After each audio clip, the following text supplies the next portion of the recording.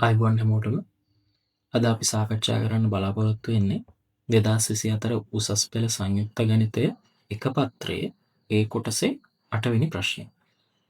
මේ ගැටලුව අපිට යොමු වෙලා තියෙන්නේ සරල රේඛාව පාඩුවේ. මේ කියලා තියෙන විදිහට මූල ලක්ෂයේ සිට ලම්බක දුර එකක් වන ඒ ලක්ෂයේ හරහා යන සරල රේඛා දෙකේ සමීකරණ සොයන්නයි කියලා අපිට තියෙනවා. මම මේක මුලින්ම ඛණ්ඩාංක තලයෙන් ඇඳ ගන්නවා.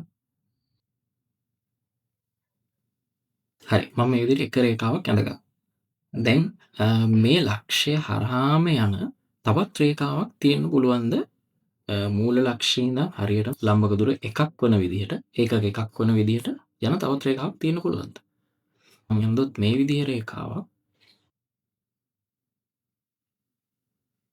මේ රේඛාවක් මේ විදිහටම මූල ලක්ෂයේ සිට ඒකක එකක් දුරින් සහ ඍණ 1 2 ලක්ෂය හරහා ගමන් කරන්න පුළුවන්.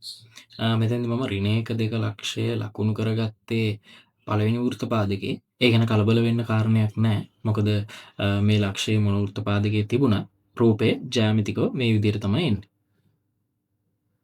ලක්ෂයේ සිට රේඛාවකට අඳින ලම්බක දුරට සමීකරණය මම ලියා ගන්නම්.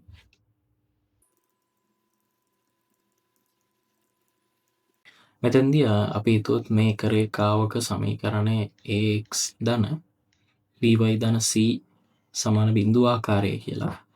මේ ලම්බක දුරට ලියන සමීකරණින් මට ලැබෙන්නේ මේ රේඛාවේ සමීකරණයට ඇල්ෆා බීටා ලක්ෂය ආදේශ කරලා. ඒ කියන්නේ මම හරියටම කිව්වොත් දැන් මේ රේඛාව ගත්තොත් මම මේ ලකුණු කළ රේඛාව ගත්තොත් මෙයාට මේ මූල ලක්ෂයෙන් ඉඳන් අඳින දුර තමයි මේ d කියලා කියන්නේ. මෙතනින් දාන්න. මේ රේඛාවට අඳින දුර තමයි d කියලා කියන්නේ. මේ විදිහට මේ ලක්ෂයේ සිට රේඛාවකට අඳින ලම්බක දුර ඒකක එකක් වෙන විදිහටත් ඒක මේ ඍණ 1 2 ලක්ෂය හරහා යන විදිහටත් පැවතිය හැකි සරල රේඛා ගණන දෙකයි. එහෙමනම් මට මේ සමීකරණයෙන් ඒ සරල රේඛා දෙකම ලබා ගන්න පුළුවන්. සමීකරණය දැන් මෙතන මම නොදන්න පද තියෙනවා 3ක් a b සහ c. මේ නොදන්න පද ගාන අඩු කරගන්න මම මේ ලක්ෂය මුලින්ම මේ රේඛාවට ආදේශ කරලා බලලා ඉන්නවා. දැන් මම මෙයාට ආදේශ කරනවා මේ ඍණ 1 2 ලක්ෂය. ඒවල මට c ලබා ගන්න පුළුවන්. a ඍණ 2ක් b විදියට. මම මේ ප්‍රතිඵලය යොදා ගන්නවා මේ ප්‍රකාශනය සුළු කරගන්න. ලම්බක දුර එකක් වන නිසා ඒ වගේම ඇල්ෆා බීටා ලක්ෂයේ මූල ලක්ෂය වෙන නිසා b සමාන 1 සහ මේ ඇල්ෆා සහ බීටා දෙකේ මගයන් බිඳුවක් වෙනවා. c වෙනකොට මම ලබාගත් ප්‍රතිඵලය ආදේශ කරනවා.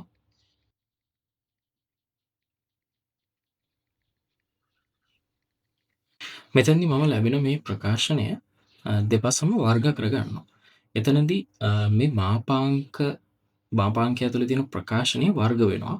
එතෙන්දී මට මාපාංකය ඉවත් කරගන්න පුළුවන්. හේතුව මේ මාපාංකයෙන් අදහස් කරන්නේ මෙයාගේ ධන ප්‍රකාශනය විතරක් සලකන්න කියලා. එතකොට මෙයා වර්ග වෙනකොට මෙයා ඍණ වුණත් ධන වුණත් මෙයාගෙන් ලැබෙන්නේ එකම ප්‍රතිඵලය නිසා මට මේ මාපාංක ලකුණු ඉවත් කරගන්න පුළුවන්.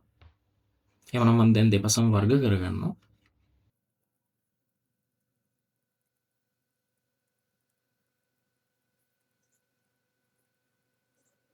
එහෙනම් මට b පදයක් ඉවතර ගන්න පුළුවන්. එහෙනම් මට මෙතෙන්දී ප්‍රකාශන දෙකක් ලබා ගන්න පුළුවන්. එක ප්‍රකාශනයක් b සමාන බිඳුව සහ 3ක් b ඍණ 4ක් a සමානයි බිඳුව. මම මෙතෙන්දී a උක්ත කරගත්තොත් a සමානයි 3ක් b විදීම 7. එහෙනම් මම දැන් a b යසුරෙන් දන්නවා c මට b යසුරෙන් ප්‍රකාශ කරගන්න පුළුවන්. මොකද c සඳහා ලබාගත් ප්‍රකාශනයේ ඇතුලේ ඉන්නේ a සහ b කියන දෙන්න. එතෙන්දී aට b ඇසුරෙන් ප්‍රකාශනය ආදේශ කරගත්තොත් මට c b ඇසුරෙන්ම ප්‍රකාශ කරගන්න පුළුවන්. එතකොට a b සහ c කියන තුන් දෙනාම එකම පදයකින් දන්නවා. එහෙමනම් මම දන්නවා රේඛාවක සමීකරණය මට එන්නේ සමානයි බිඳුවනේ. ඒක සමීකරණයක්නේ. එතකොට එතනින් මට මේ නොදන්න b කියන කෙනා අයින් කරගන්න පුළුවන්. එහෙමනම් දැන් මට මෙතනින් එක සමීකරණයක් ලබා ගන්න පුළුවන්. AX ධන BY ධන C සමාන බිඳුව ආකාරයෙන් ලියා ගත්තොත් 3ක් B බෙදීම 4x BY ඍණ 5ක් B බෙදීම 4. එහෙමනම් B පදේ ඉවත් කරලා 4න් ගුණ කරොත් මට ගන්න පුළුවන්. ඒ වගේම තවත් ප්‍රතිඵලයක් මට ගන්න පුළුවන් B සමාන බිඳුවක් වෙන වෙලාවට. එහෙනම් B සමාන බිඳුවක් වෙන වෙලාවට මම දන්නවා C සමානයි A ඍණ 2ක් B. එහෙනම් C සමාන A වෙනවා. එහෙනම් මට ප්‍රකාශනය ලියා ගන්න පුළුවන් AX ධන BY ධන C. AX ධන බිඳුව වතාවක් Y ධන